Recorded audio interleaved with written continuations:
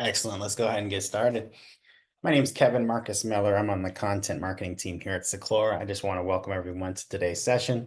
We're going to go ahead and get started. The topic for today is the myth of perimeter security, why your network is no longer the front line of defense. A few details before we get started, of course. We will be recording today's webinar.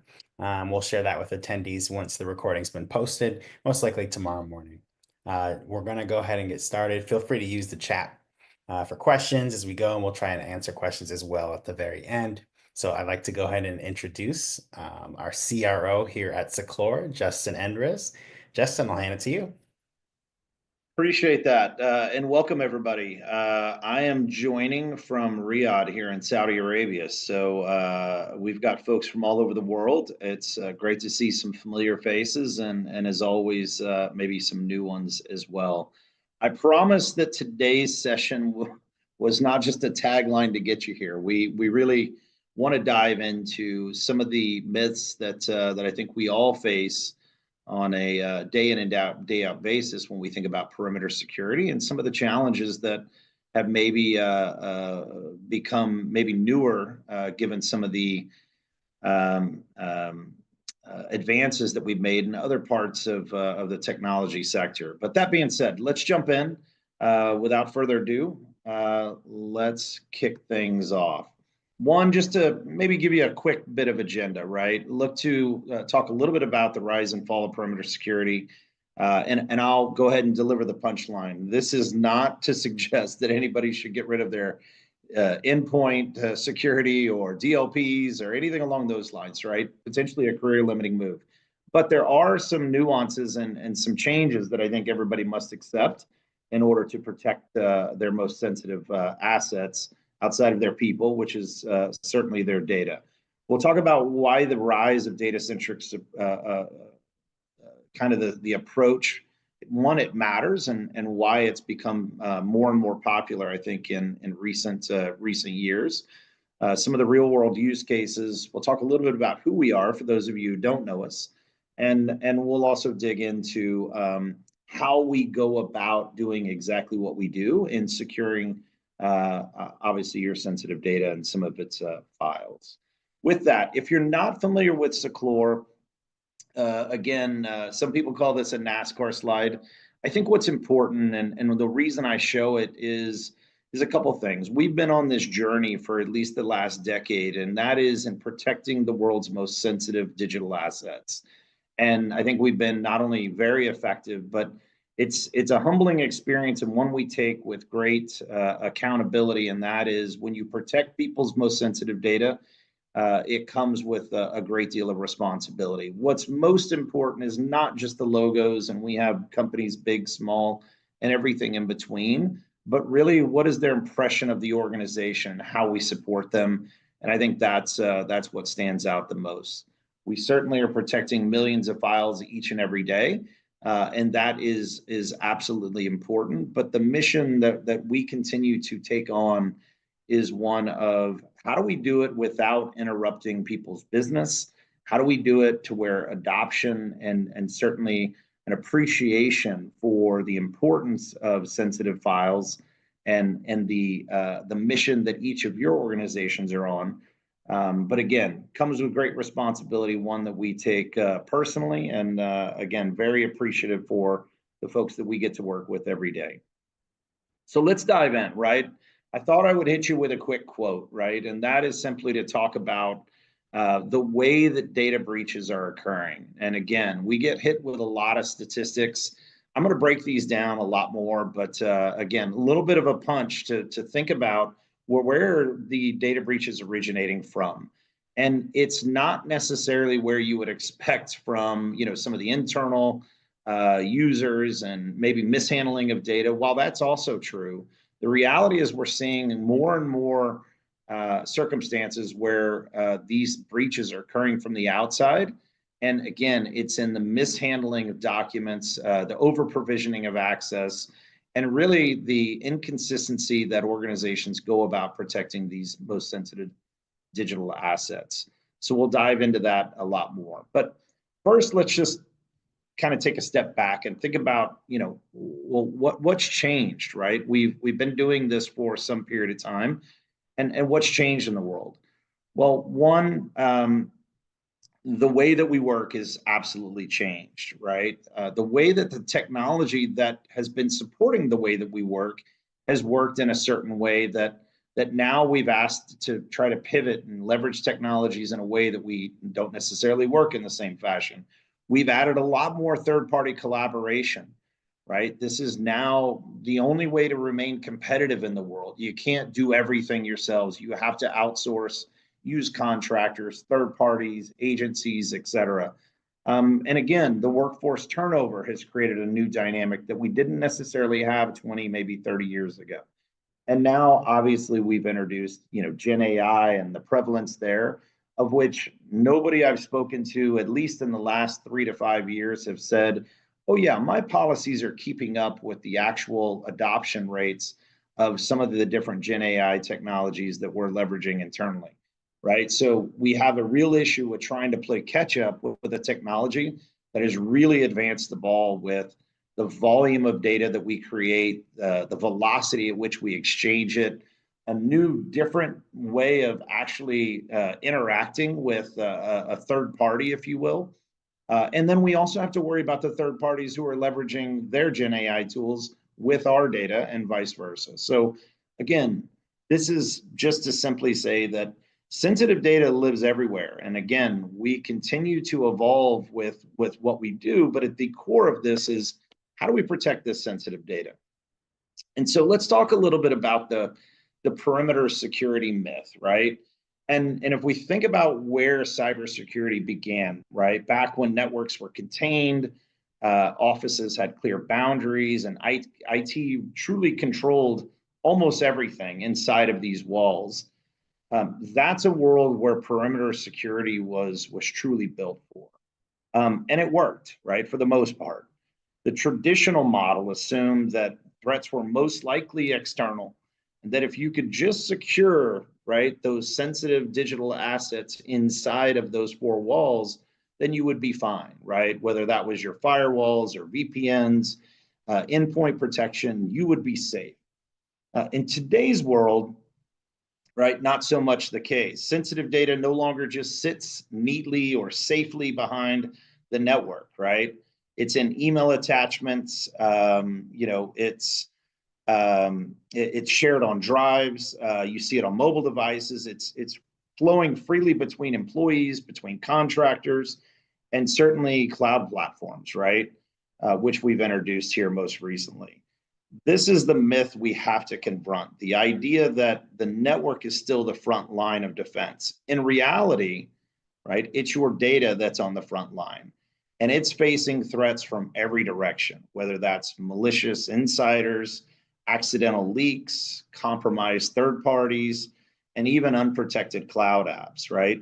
The perimeter has completely eroded. And to truly protect what matters today, we have to shift our mindset and the technology that supports it, right, to something that's more adaptable. And that's what's driving the data-centric security approach that organizations that we work with are certainly adopting. And so if you need evidence of this, there's no shortage of statistics, of which I'm not gonna, throw up on slides here today. We've read all of the artifacts. We look at the spend year over year. We look at the cost of breaches year over year. Everything's up and to the right. That's not the right direction, right? We look at the volume and the veracity and certainly the efficacy. All of these things are going in the wrong direction, despite we've got more certified smart people, more technology. Folks will be visiting RSA here in the next couple of weeks, and you'll see all sorts of technology, and a lot of it built on how do I keep people from getting to the data. And the reality is, the misunderstanding is how data is actually transferred and where value is actually transferred as well. And that's when data is ultimately on the move. So let's talk a little bit more about that. And here's where we start digging into a little bit of the technology itself. And that is, a quote that, or I should say a statistic that certainly resonates for me in the conversations I have with customers almost every day, and that is most DLP implementations fail for all sorts of reasons. But it's the reality when you really boil it down is what we're asking DLP to do today is misaligned with the business itself, right? Traditional DLP is not is true. Well, I should say is designed to really monitor and restrict data inside of a controlled environment, i.e., your network, right? But once that data is downloaded, once it's emailed or it's synced to some sort of a cloud service, it completely loses visibility. The policies no longer can be enforced. It stops working exactly when you need it the most, right? The same can be true about the legacy DLP from the context of which it doesn't understand how data is being used, right?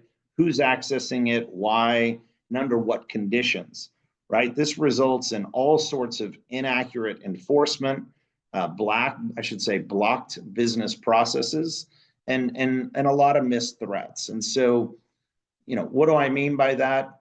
Today, most organizations struggle with the policies that the security teams want to enforce the most, restrict the businesses the most, and therefore you have this friction that gets introduced. And what naturally happens is the policies are starting to get diluted or watered down and almost unusable, and therefore the DLP no longer can work in the way that it was designed.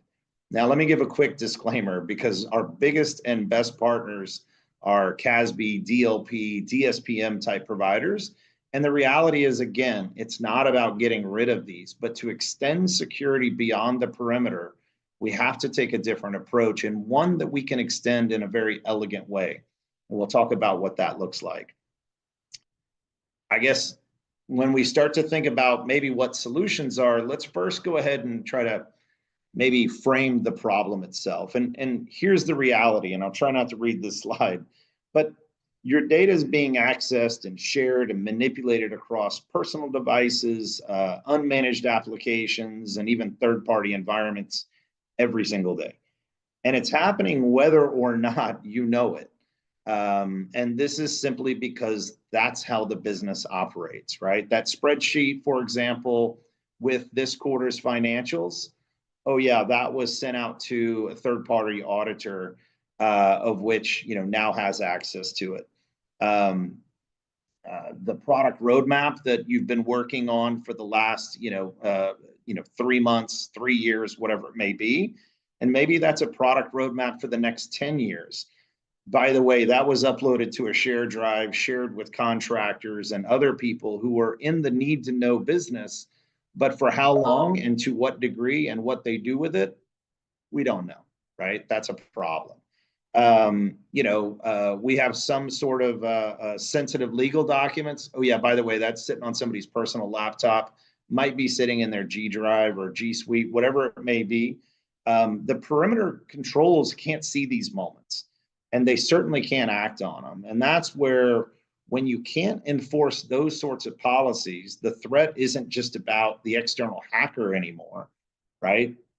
It's about everyday movement of data through normal business operations. And oh, by the way, Gen AI, as I said before, has exacerbated the problem. And we'll talk specifically about what that means. But this free flow of information, the ability for IT and security teams to effectively not only secure data, but also ensure that the business can operate in a way that creates the most productivity without sacrificing security. That's what we mean when we start thinking about data-centric security. There shouldn't have to be trade-offs. And unfortunately, too many businesses are making the trade-offs, and the trade-off typically results in lower security posture, or certainly opting for higher productivity, which is fine when it works. But the second it goes bad, obviously bad things happen. And so let's talk a little bit about why some of these traditional security kind of approaches fall short. Again, you're familiar with the technology. We've deployed them for decades. But VPNs, those were created to tunnel into the network, and once you're inside, really provides little to no control of what users can do with data. Firewalls, we're trying to block the unwanted traffic. We all get that, but But once in, again, no real preventative measures there. DLP tools, we've talked a little bit about that, but traditional security also typically relies on kind of these siloed tools with fragmented visibility. And that, as we all know, is problematic, right? We can't possibly manage or control what we don't have visibility or we don't have knowledge of, right? You might even catch an alert about an anomaly, for example, but too often it's too late, and that's problematic. Once a file has already been downloaded, for example, or shared, or worse, maybe stolen, these files are off into the ether, and it's really anybody's guess what happens to them at that point. At the end of the day, the result is all bad. There's really no upside here, right? And that is security teams are overwhelmed.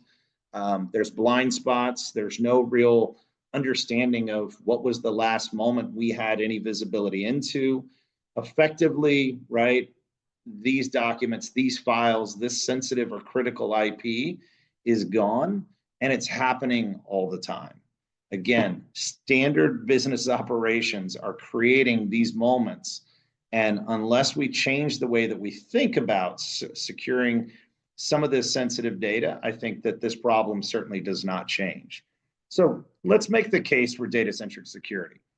And this is the case that we make all the time. I think it's even in maybe our CEO's bio on LinkedIn. But if the data is what matters, why aren't we protecting the very thing that matters, which is the data, right? Seems like kind of an obvious choice. Now, I understand why we have answered that question, maybe a slightly different way historically, but everything we discuss leads to one kind of undeniable conclusion, and that is it's time to start protecting what, data in a persistent fashion, right? Think about every firewall, VPN, endpoint agent becomes almost useless the moment that file leaves the network. It's not just a gap, it's a gaping hole in your security posture, right? Data-centric security truly flips the script in that model. Instead of building bigger walls, right, we're talking about embedding security into the data itself. It's creating kind of this dynamic smart policy, if you will, that travels with the data no matter where it may go. And better yet, it's persistent and it's dynamic, meaning I can change based on a classification of a document or file, based on whether or not an employee is still with the organization, whether it's time bound. I can do it based on type fencing and where people travel to based on what we think might have a higher likelihood or higher threat profile. All of these things can be done when we embed these smart policies, if you will, into the data itself. I would tell you that I don't think that data security is necessarily the future because it's here now, right? This is something that we've been doing for 10 years.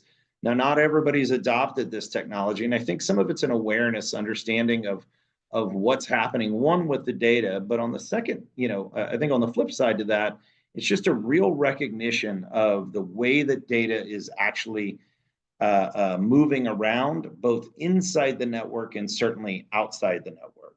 And so both from a security and a compliance perspective, really, really important. So when we think about securing data persistently, right, I only pause to highlight that Gen AI, the LLMs, all the different technologies that are being leveraged out there. There's also the notion of it's not really leaving your network, but it kind of is, right? Some of you, if not many of you, have deployed Copilot, and what you're starting to see is that problems that have been around for a very long time, maybe even if you're a CISO and you've been constantly tapping on, the CEO and CFO's door to say, hey, we need to fund this project, they haven't really understood just how pervasive the problem is of over provisioning access to certain sensitive files. Not because we as the security community doesn't understand or can't restrict it, but the reality is the line of business is saying, nope, they need access to. Nope, they need access to. And the reality is that by definition, we're going to find that there's an over provisioning of access to certain files. And today, without fail, I can walk into organizations who have Copilot deployed and ask them to just, search passport, search legal file, search compensation or commission. And they'll do it, and all sorts of files start popping up that they should not have access to, right? This is just a very simple example of really how problematic this oversharing of data is, and why we continue to see organizations so frustrated with how is that file getting out to third parties. Well, it's no secret. The reality is many times it's being shared in a lot of different capacities, whether again that's the SharePoints of the world or other technologies like Box, or it could be email, could be shares from just sharing an email that gets automatically uploaded into some sort of a cloud app or a cloud repository. All of these things happen on a continuous basis. Now, what we've been able to do is protect organizations from this happening in all sorts of capacity. I'm not going to dig into this. We've done a full webinar, many of them. I would encourage you to take a look at it, and how we can protect against some of the Gen AI type technologies and your secure documents. But let's talk a little bit about what we mean when we secure it, right? And in this case, our customers have affectionately started to talk about securing their data, or they secured it. And so let's walk you through, and I'll give you an example of a sensitive file, if you will. And let's start with just this one piece of sensitive data, right? Whether it's PII or intellectual property, right? We focus on securing the data and the workflows themselves, as opposed to focusing on location. So this file, one, we'll do kind of the obvious. We'll encrypt it with a 256 encryption, and we'll move on, right? From there, we'll also layer on top what we call this dynamic kind of granular access control. And that's really to answer the question, right? Who's allowed to open this file, right? Security that follows the file. This means permissions can be set and modified, whether that's to add, remove, revoke access to this file, right? Whether it's a group, a user. And by the way, again, dynamically, I can change my mind, or the level of classification could potentially trigger, right, some sort of a policy that then changes or modifies what I can do with this file, right? Permissions can always be configured and or reconfigured, and it doesn't matter where the file is when this is dynamically happening, right? You have complete control over this file or document. From there, we also layer on what we call active file security, right? This is what allows, this will define what a user is allowed to do while they have it open, right? Can you share it? Can you edit it? Can you print it? And even what time they're allowed to have access to it, right? We have so many manufacturers today that might put a bid or a proposal out, and it will have sensitive IP, and the NDA, by the way, is not a great level of protection. But that being said, these RFPs will go out. There will be maybe 1,500 to thousands of people bidding on a project. When the project closes, they want to make sure that all this IP is then scrapped, and no access can be, no more access will be granted to these files or documents. They shouldn't be sitting out on all the shares and people's email and everything else that potentially could happen to these documents. They want to have that inherent control. And active means they can modify it at any time, right? Data can be shared intentionally. And again, I could change my mind later and say, hey, sorry, this is no longer for your eyes, right? And of course, we can dynamically watermark any document. A great way to look at, preventing any sort of documentation from being shared, not only inadvertently, but sometimes people send documents out. We see it in all of our governments all the time. Nobody knows where the document came from. Very simple way to prevent that. Watermark the document. You know exactly where the document came from, at what time it was shared, because it's printed all over the document itself, right? Everyone will know who shared this piece of documentation. Very, very successful way of preventing a lot of, let's just say, overshared type documentation and certainly misaligned with some of the goals, business objectives. From there, one of the biggest challenges is really just visibility, right? Security and compliance type mandates would suggest we should have some visibility and knowledge or clarity where a data leak or theft or non-compliance or even just risks may be. Incredibly insightful if you think about, if I knew what was happening, could I instruct or could I create better policies in my DLP? Could I create better policies in my CASB? Could I create better policies maybe in even my SEM downstream, right?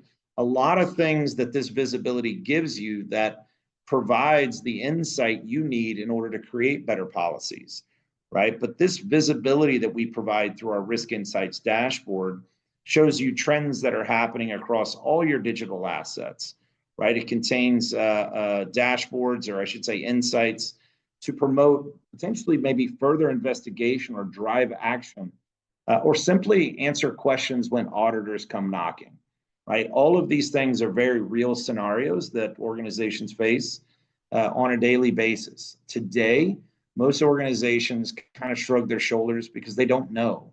And again, there is a mechanism to be able to provide you with that visibility, and that's what we call data-centric security. But what does it look like?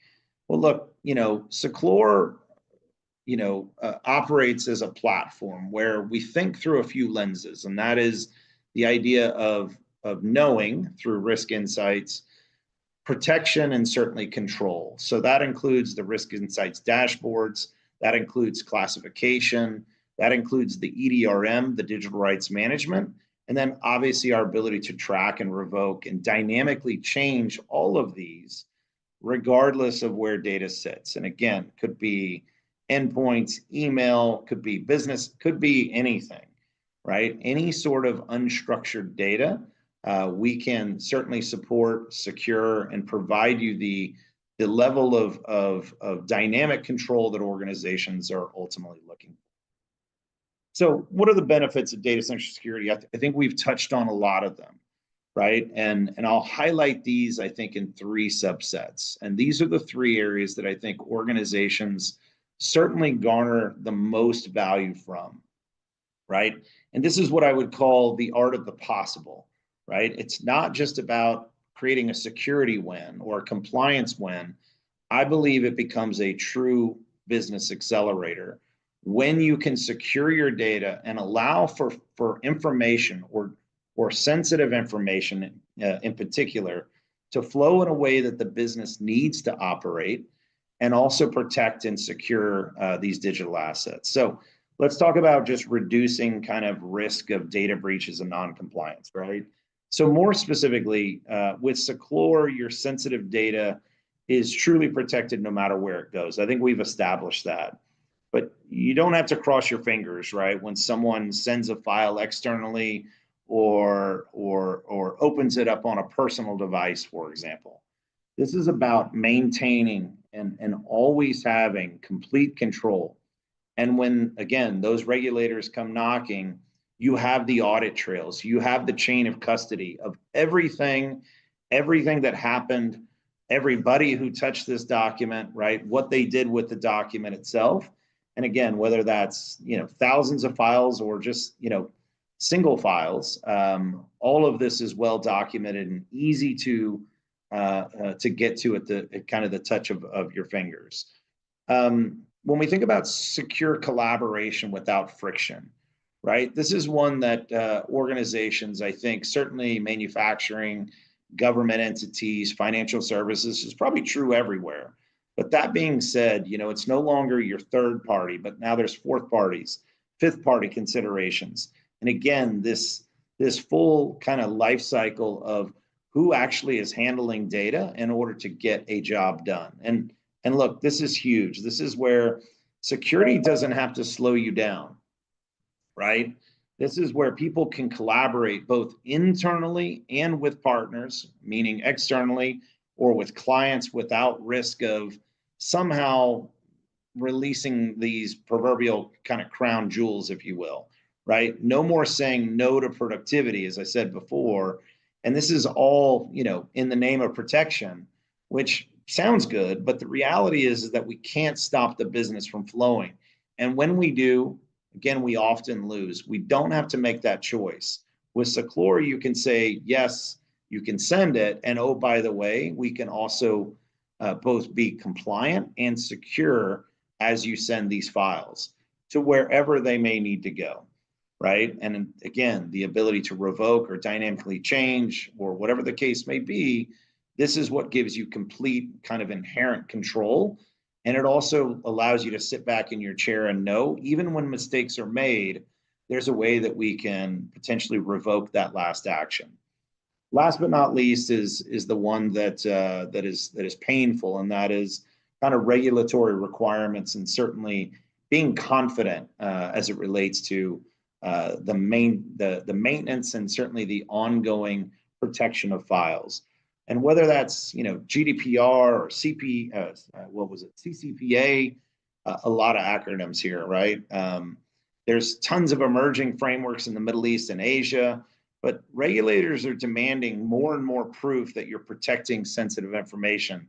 And the trick here is there's been a shift, and certainly one that they're being more intentional about, and that is it's not just the data within your walls, but it's also the data across the full life cycle, right? And that is whether it's sent to third parties, whether you're the recipient of this same sensitive data, maybe from a secondary or third party. Again, how are you handling this data? How are you treating the privacy, the confidentiality, the security? All of that, right, is being looked at this point in time, and some with harsh penalties. But it's not just the harsh penalties, right? Those maybe even some might argue is kind of the course of doing business.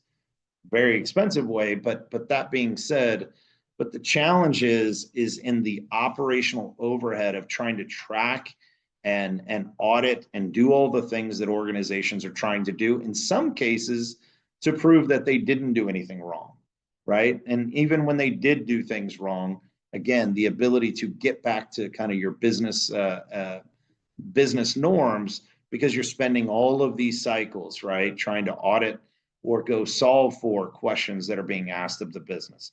The bottom line, it's not about checking a box. This is about enabling your business to grow with confidence. And that's really what Seclora was meant to do.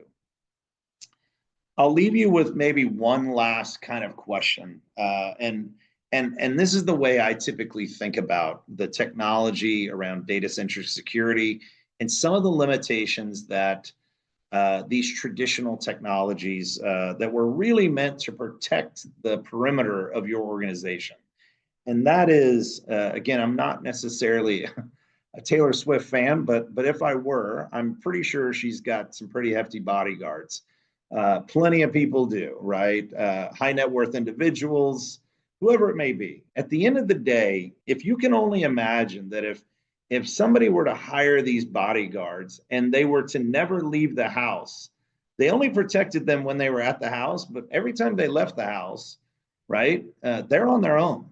And that's a way that a lot of organizations are treating some of their most sensitive, most valuable digital assets. And clearly, I don't think this is a path forward. When you start to think about it that way, there is certainly a better way to do this. I will suggest that Seclora, given the decade of learnings and lessons and working and collaborating with organizations who have thrown us some really wild different ideas of how and what they want to protect. The reality is we've seen just about everything. And we would love to talk to you about maybe some of your use cases and what you're trying to do now that you maybe have not only a better appreciation for where some of the limitations occur, but how we might also be able to leverage and extend some of the technologies that you've already invested in, whether that's your CASB or DLP or DSPM or fill in the blank. The reality is that those technologies, when you combine it with the power of a data-centric approach, means that you get the best of both worlds. You get the efficacy, the knowledge, and certainly better security from a policy perspective, but also better insights and visibility and protection when you start thinking about data that may leave the organization as well. So a lot of different approaches, a lot of different use cases that we solve for.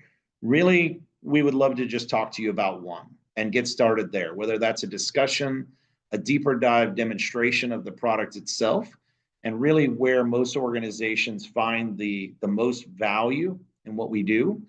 But again, for another time, we can talk through the litany of use cases that we support. But we would love to engage with you.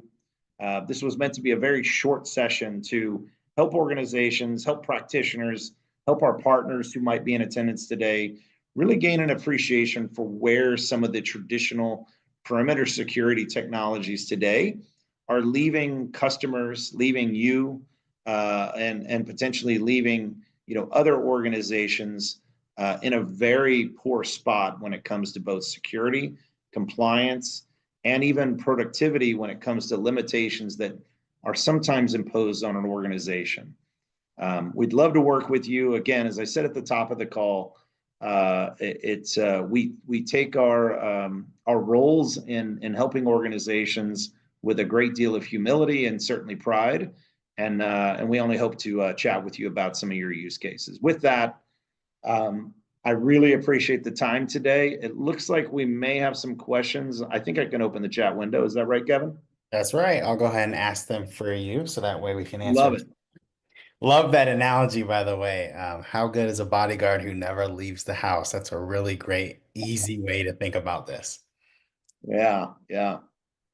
So let's maybe take a couple of these. How do you control access to remote data? It's a great question. I'm going to maybe add some more context here. I'm assuming you mean when data has actually potentially left the perimeter or whatever the case may be. And so, if I go back to maybe a previous slide, I won't roll back. But that being said, we're going to actually put a wrapper around the data itself that actually contains the policy and the controls around that. And so when that piece of data is accessed, if it's inside the network, there's a number of different ways that we can check to make sure that you should have access. If it's outside the network, there's a number of ways that we can do that as well.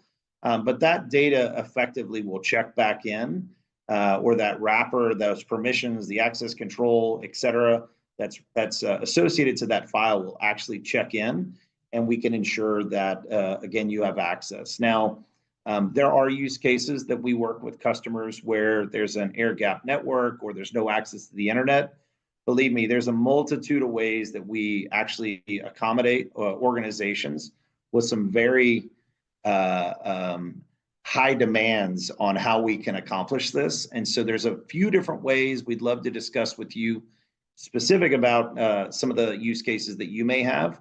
But there's some if and or type statements in there. So it really depends. But at the end of the day, conceptually, if you just think about wrapping that file with the permissions, the policy, kind of it's the policies themselves. And so when those do check in, we can validate that who has access, what they're allowed to do with it, when they're allowed to do things to it, and certainly where. All of those are contained in the policy itself. Let's see here. Other questions. I think that's it. Well, I'm sorry. I think that's all. Oh, I think you're right. Yeah. Yeah, a couple of these are just comments. So with that, look, I will again wrap up by thanking everybody for joining today. It's late here in Saudi, but it's always great to jump on, see some familiar faces. If you have any questions, please follow up. You can always reach us on our chat windows. I think info@seclor.com. There's a number of great both articles and resources that you can also kind of educate at your own speed. But we would love to chat with you and look forward to working with you as you see fit. But again, at our website, a lot of great materials. We hope that you will engage there. And we also hope that maybe this was both a little entertaining and also educational at the same time. With that, thanks for your time. Hope you have a great day. Have a good day, everyone. Thanks.